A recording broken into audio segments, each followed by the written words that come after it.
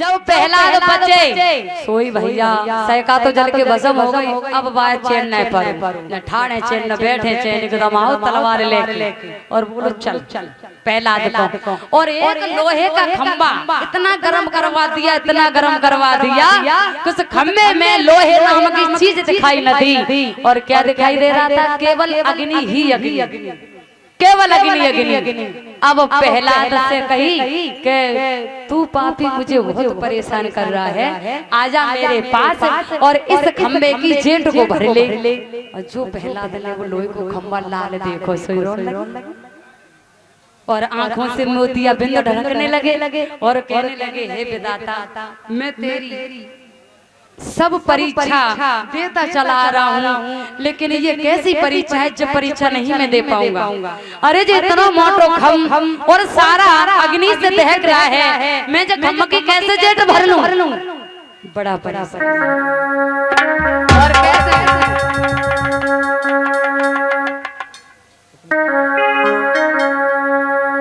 बोले कि हे विधाता। और उनको जैसे ही वो रोना शुरू किया खम को देख करके, अरे सुत खम देख घबराया,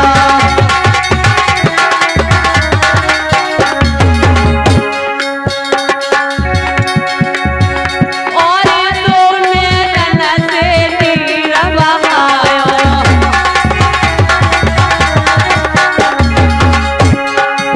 लेकिन हुआ क्या? प्रहलाद रोने लगे तो नारायण भगवान ने बहुत छोटा रूप धारण किया। कितना छोटा?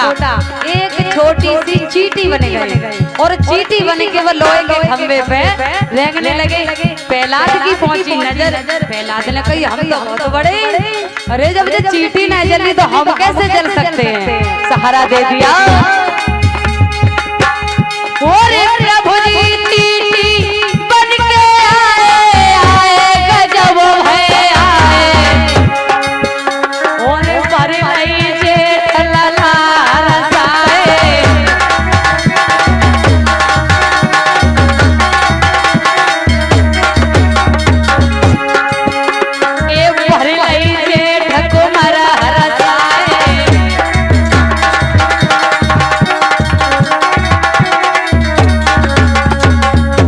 इन्होंने देखा तो बड़े खुश हो गए, भाग करके उसकी जेठ को भर लिया और छोड़े ही नहीं।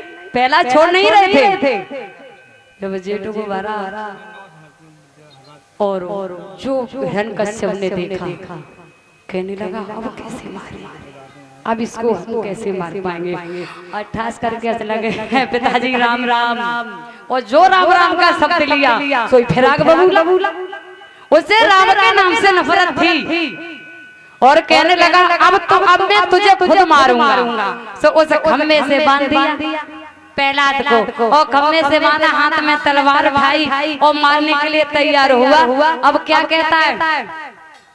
अब बता तेरा राम कहाँ है? सो प्रहलाद हंस के बोले पिताजी हमारा राम हाँ कहाँ है? मेरा राम देखो तुम्हारे अंदर भी है और हमारे अंदर भी है, इस खम्भे के भी अंदर है और तुम्हारी इस तलवार के भी अंदर।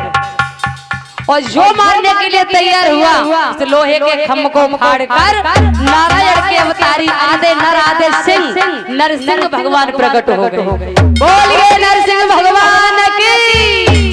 और जैसे ही नरसिंह भगवान प्रकट हुए तो पहला तो छोड़ दो, वो पापी को पकड़ लो और घुटनों पे रख लिया, घुटनों पे रख लिया। उस दिन मैंने आप लोगों से ये कहा था कि जो भक्ति यूं अब काय को सीधे है गए बैठे रहो, जो यूं बैठते हैं, जो ऐसे बैठते हैं वो यही कारण है, हम इसीलिए मना करते हैं। देखो जब तक किसी को अरे तुम तो चीज क्या सुप्रीम कोर्ट में भी सबूत मांगते हैं, अगर सुप्रीम कोर्ट में जाओगे तो अदालत को सबूत चाहिए, तो तुम कहोगे क्यों मना कर रही हो भाई? अरे हम ऐसे बैठे तुम्हारा क्या जा रहा, हम बैठे। वो बात तो सही है, हमारा जाएगा क्या? लेकिन यही कारण है कि उस महापापी को भगवान नरसिंह ने इन घुटनों पे रखा था और वो इतना बड़ा पापी था जिसने कभी भगवान का नाम नहीं लिया। जो कभी भगवान का नाम ले वो तो हैवान शैतान सब कुछ बन जाता है। अब कहता है तुमने हमें क्यों पकड़ लिया? उन्होंने कहा मैंने तुझे इसलिए पकड़ा है और मैं इसलिए आया हूँ, मैं तुझे ही मारने आया हूँ। मेरी शब्दों पर गौर करना। मैंने थोड़ी देर पहले आपको बताया था कि उसने वरदान मांगा अमर होने का। जो वरदान उसने मांगे किस प्रकार से सारे वरदान मिथ्या होते हैं। बोले तुम मुझे मारने आए हो? हाँ। अरे तुम मुझे क्या मारोगे? मुझे भोले बाबा ने वरदान दिया है। तो भगवान बोले चल बता वरदान कौन से बोल। देखो न मैं ऊपर मरूंगा और न नीचे मरूंगा। तो नरसिंह भगवान बोले न तो तू ऊपर है न नीचे, मैंने तुझे अपने घुटनों पे रखा है।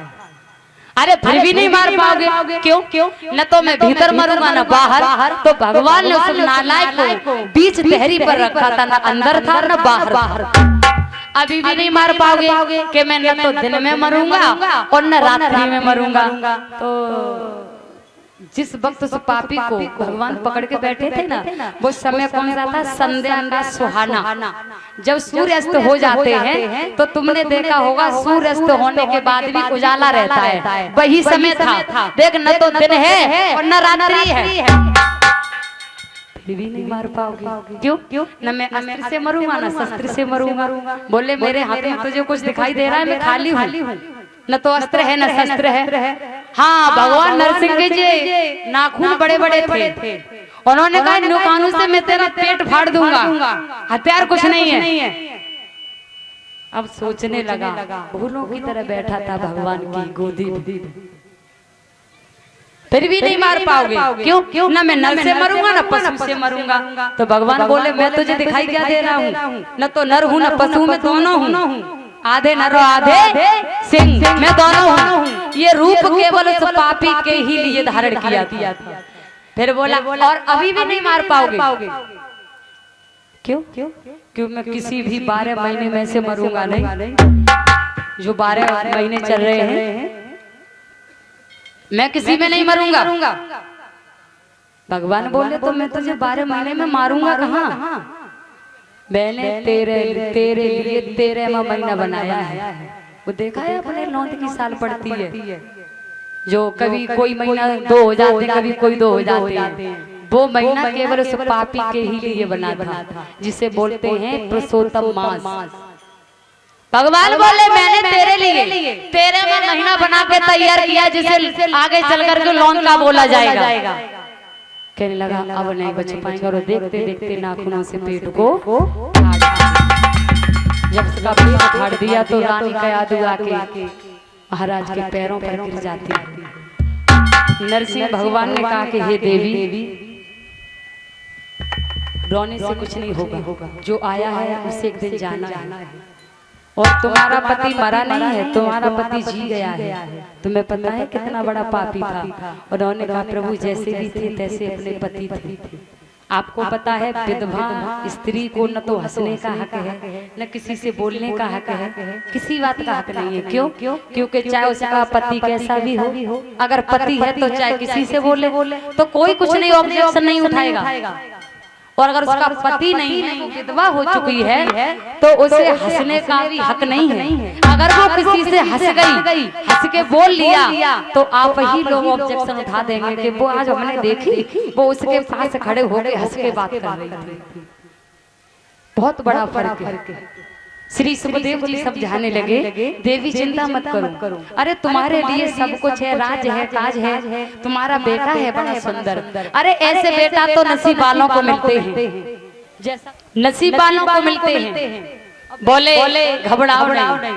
अब नरसिंह भगवान को इतना क्रोध आया, बहुत नृत्य किया, विशेष नृत्य किया, शांत नहीं हुए। भोले बाबा आए, पार्वती मैया आई, ब्रह्मा जी आए, ब्रह्माणी आए, इंद्र की परियां अप्सरा सब आ गई और सबने हाथ जोड़े, महाराज क्रोध को शांत कर लो। नहीं हुए। जवाब दिया जब तक हमारा प्रहलाद नहीं आएगा तब तक हम क्रोध को शांत नहीं कर सकते। उसी समय प्रहलाद आए और प्रहलाद ने कहा कि हे पिताश्री, क्रोध को शांत कर लीजिए। उनको समझा दिया और कहा बेटा मैं तेरी तपस्या से खुश हूँ, मेरे भजन के कारण ही तूने इतना कष्ट उठाया है। और कष्ट तो हर एक चीज में मिलता है, जो कष्ट उठा लेगा वही सक्सेस हो जाएगा, क्योंकि इंसान का जीवन ही संघर्ष होता है। जो सोने के टुकड़ों में पला होता है, जाकी नगरी पैर विवाही वो क्या जाने पीर पराई। जिसकी कभी पैर में भी दर्द न हुआ हो, कांटा न चुभा हुआ हो, तो वो क्या जानेगा कि दर्द की कीमत क्या होती है। जिसने कभी पलंग से नीचे कदम नहीं रखा हो, मखमल के गद्दे पर रहा हो, वो घास फूस का बिस्तर क्या जानेगा। और सोने के टुकड़ों में पलने वाला नहीं जान पाएगा कि गरीबी चीज क्या होती है। उन्होंने कहा घबराओ, तुम हमसे कुछ वरदान, कोई वरदान मांगो। क्यों? मुझे वो लोग पसंद हैं। भगवान ने कहा